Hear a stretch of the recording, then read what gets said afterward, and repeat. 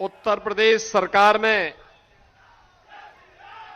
मंत्रिमंडल के मेरे वरिष्ठ सहयोगी, प्रदेश के नगर विकास और ऊर्जा विभाग के मंत्री, इसी जनपद के सपूत श्री ए.के. शर्मा जी, प्रदेश सरकार में मंत्रिमंडल के ही मेरे बस सहयोगी सिंह चौहान जी, उत्तर प्रदेश सरकार में मंत्रिमंडल के सहयोगी सुहेल देव राजभर पार्टी के अध्यक्ष श्री ओम प्रकाश राजभर जी, प्रभारी मंत्री मऊ जनपद और प्रदेश के खेल और युवा कल्याण विभाग के मंत्री श्री गिरीश चंद्र यादव जी, मधुबन के लोकप्रिय विधायक श्री रामविलास चौहान जी, विधान परिषद के सदस्य श्री बिच्छेलाल राजभर जी, सदस्य विधान परिषद श्री विक्रांत सिंह रिशु जी, जिला पंचायत अध्यक्ष श्री मनोज राय जी, भारतीय जनता पार्टी के जिलाध्यक्ष श्री रामाश्रय मौर्य जी, पूर्व मंत्री श्री राम सोनकर जी, पूर्व विधायक श्री विजय राजभर जी, पूर्व विधायक उमेश चंद्र पांडे जी, श्री उत्पल राय जी, आज के इस कार्यक्रम में उपस्थित भारतीय जनता पार्टी के सभी पदाधिकारीगण, एनडीए के हमारे सभी सहयोगी दलों के पदाधिकारी, सभी जनप्रतिनिधिगण, मधुबन की सभा में उपस्थित मधुबन, घोसी, मऊ और कोहना विधानसभा क्षेत्र से जुड़े हुए सभी मेरे उपस्थित बहन और भाइयों, मैं सबसे पहले भारत माता के महान सपूत, महान क्रांतिकारी साहित्यकार पंडित श्याम नारायण पांडे की इस पावन धरा को, महान समाज सुधारक स्वामी सहजानंद सरस्वती जी की इस पावन धरा को और मऊ जनपद को एक नई पहचान दिलाने वाले पूर्व केंद्रीय मंत्री श्री कल्पनाथ राय की इस पावन धरा को,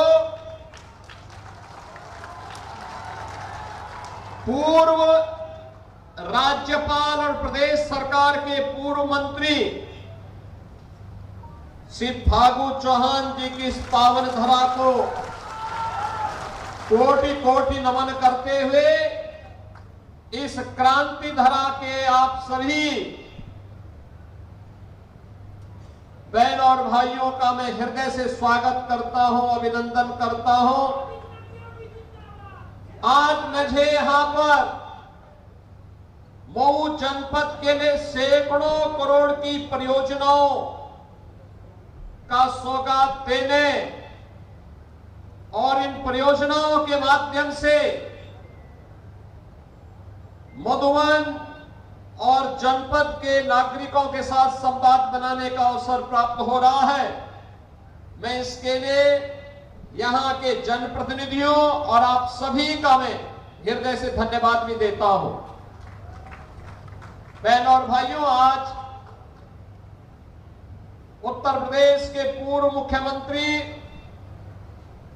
पूर्व प्रधानमंत्री भारत रत्न चौधरी चरण सिंह जी की भी पावन पुण्यतिथि है। इस अवसर पर उनकी स्मृतियों को नमन करता हूं।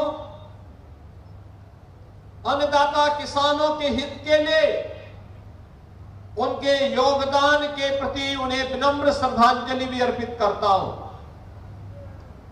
बहनों और भाइयों, विकास की जिन नई परियोजनाओं के साथ आज हम सब मधुबन में आए हैं, ये सभी योजनाएं जिनके बारे में मेरे पूर्व वक्ताओं ने आपके सामने विस्तार से कहा है, लोकार्पण की 38 परियोजनाएं हैं। जिन परियोजनाओं में 10 परियोजनाएं सड़क की हैं। इसी प्रकार से पुल और पुलिया की 2 परियोजनाएं हैं।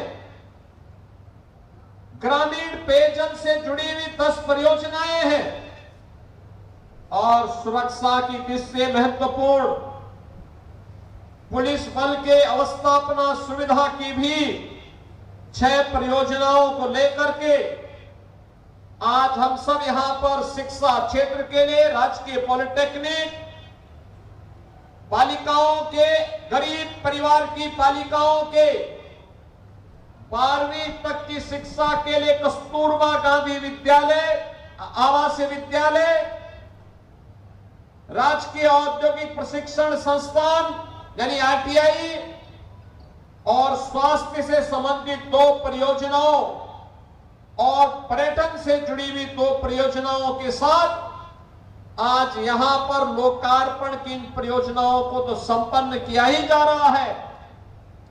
साथ साथ मऊ जनपद की शिलान्यास की 76 परियोजनाएं भी आज नए सौगात के साथ, जिनकी लागत लगभग 237 करोड़ रुपए के आसपास है, इन परियोजनाओं के साथ भी आज हम सब यहां पर उपस्थित हुए हैं। बहनों और भाइयों, इन परियोजनाओं में सड़क की 55 परियोजनाएं हैं, शिक्षा की 3 और पुलिस की आवासीय अनावासीय सुविधा की 7 परियोजनाएं, स्वास्थ्य और चिकित्सा क्षेत्र की 2 परियोजनाएं, नगर विकास की 6 परियोजनाएं और पर्यटन की 3 परियोजनाओं को लेकर के भी आज इनका शिलान्यास का कार्यक्रम यहां पर संपन्न हो रहा है। मैं इन सभी परियोजनाओं के लिए मऊ जनपद वासियों को, मधुबन वासियों को हृदय से बधाई देता हूं, अपनी शुभकामनाएं देता हूं। बहनों और भाइयों, जब अच्छी सरकार आती है, अच्छे लोग चुन करके जाते हैं, तो अच्छी सरकार आती है और अच्छी सरकार आती है तो विकास लेकर के भी आती है। ये जो विकास है, यह आपके जीवन स्तर को उठाने का माध्यम है, बिना भेदभाव के। सड़क बनती है तो क्या वह जाति पूछ करके चलने देती है क्या? कोई स्वास्थ्य का केंद्र बनता है, क्या वह जाति पूछ करके उपचार करती है क्या? कोई पुल बनता है तो क्या वह जाति पूछ करके चलने की अनुमति देती है क्या? या बाढ़ सुरक्षा का कोई कार्य होता है तो क्या वह जाति पूछ करके बाढ़ से बचाव करती है? नहीं। ये सब तब होता है जब अच्छे लोग चुने जाते हैं और अच्छी सरकार बनती है, तब परिणाम आता है। जब गलत लोग चुने जाते हैं तब सुरक्षा में भी सेंध लगती है।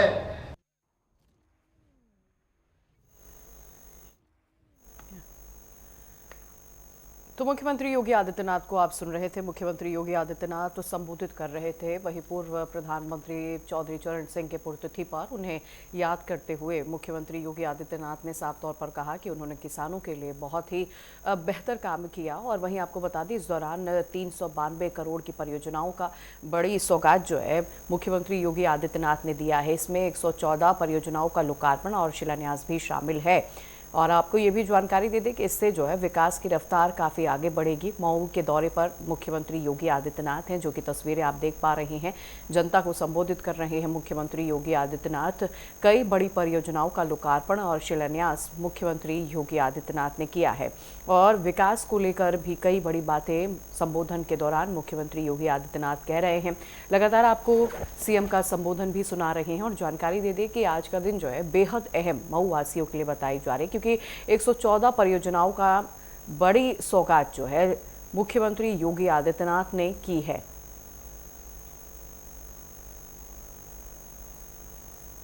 तो लगातार आपको तस्वीरें दिखा रहे। वहीं आपको जानकारी दे दें कि 2027 में विधानसभा चुनाव है, लेकिन उससे पहले कई जिलों को लगातार बड़ी सौगातें जो है मुख्यमंत्री योगी आदित्यनाथ की तरफ से दी जा रही है। आज मुख्यमंत्री मऊ पहुंचे हुए हैं, जहां आप देख पा रहे हैं तस्वीरों के माध्यम से वो संबोधित कर रहे हैं। और इन बड़ी परियोजनाओं का जिक्र भी मुख्यमंत्री योगी आदित्यनाथ कर रहे हैं। आपको बता दें, 392 करोड़ रुपए की परियोजनाओं का लोकार्पण और शिलान्यास मुख्यमंत्री योगी आदित्यनाथ ने किया है। सीएम को सुनने के लिए भारी संख्या में यहां पर समर्थक भी पहुंचे हुए हैं। नहीं मिलती थी, लेकिन चंदा जुटा करके भी अगर वह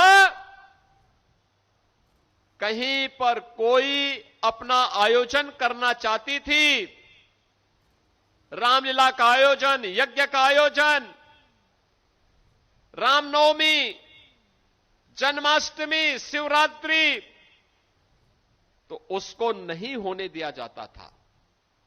उसमें व्यवधान पैदा किया जाता था। बेटी स्कूल नहीं जा सकती थी, सौदे परेशान करते थे, कभी भी उसको उठा करके ले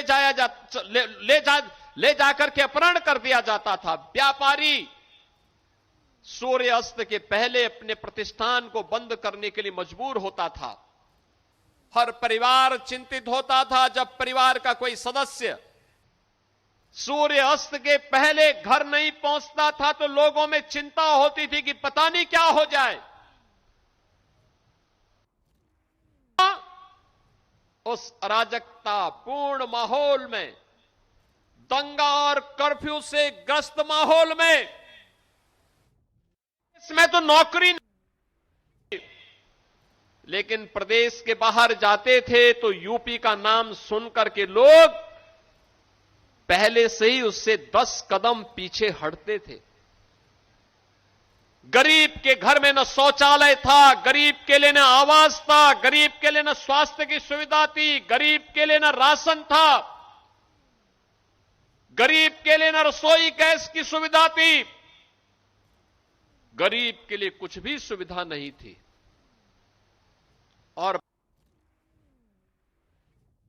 में 14 में